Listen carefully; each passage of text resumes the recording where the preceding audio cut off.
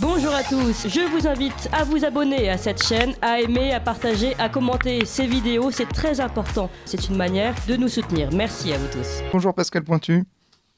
Bonjour. Alors aujourd'hui, vous voulez nous parler du virage raté des constructeurs automobiles français sur la voiture électrique.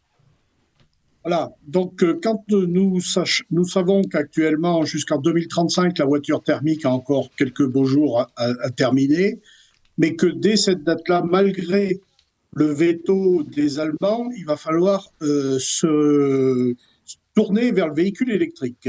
Et la France, une fois encore, Macron a encore loupé ce qu'il ne fallait pas louper, c'est-à-dire le virage existentiel pour la survie de notre industrie automobile française, qui représente 16% de l'industrie manufacturière en France. Ce sont quand même 4400 sites de production, ce sont 3500 entreprises et ce sont 440 000 salariés qui sont visés. Donc nous avons à l'heure actuelle de grandes difficultés pour faire face à l'arrivée des véhicules chinois. Les groupes chinois qui sont des mastodontes, vous avez le groupe Geely ou le groupe BYD, Build Your Dreams, mon anglais est encore perfectible, mais nous avons devant nous des groupes qui sont extrêmement structurés, puisque les Chinois, pendant des années, lorsqu'il y avait le thermique, étaient bons à rien sur la production de véhicules thermiques, mais dès qu'ils ont su qu'il y avait le virage à prendre pour le véhicule électrique, ont fait une stratégie commerciale et industrielle extrêmement intéressante à plusieurs titres, puisqu'ils ont racheté des constructeurs européens. Vous avez par exemple le groupe MG qui était anglais, qui est devenu chinois. Vous avez par exemple le groupe Geely qui détient Volvo en Suède.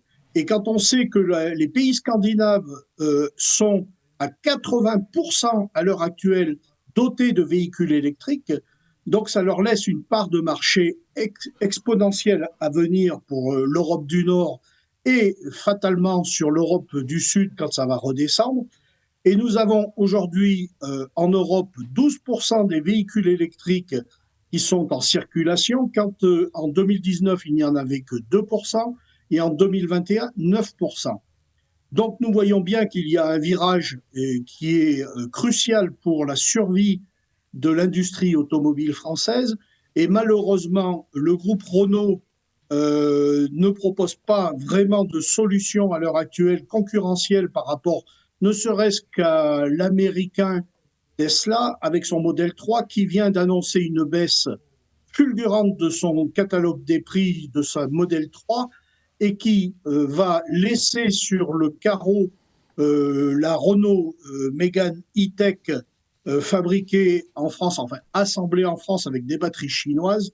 Et nous retrouvons aujourd'hui avec une grande difficulté déjà et un retard très important, très important face à la concurrence.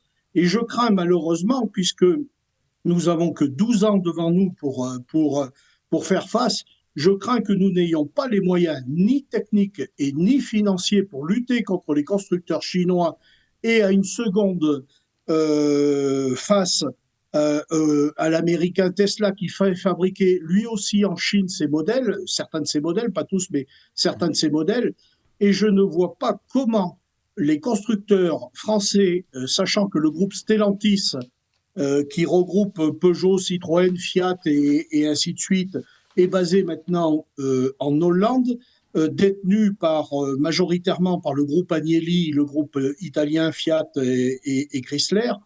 Et nous avons dans ce groupe-là, nous avons Dongfeng, le chinois Dongfeng, qui fabrique pour Renault la Dacia Spring, le véhicule électrique français le moins cher à l'heure actuelle, mais qui ne présente aucun intérêt puisque sa vitesse de croisière est fixée à 110 km/h et son autonomie est tout à fait ridicule, aux alentours de 100 km d'autonomie.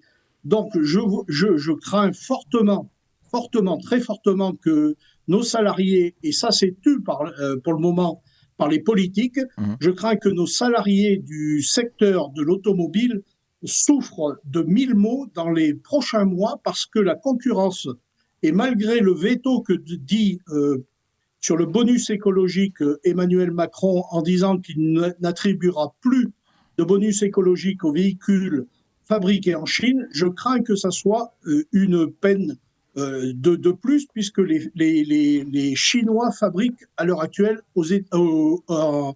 en Éthiopie, en Tunisie et en Égypte.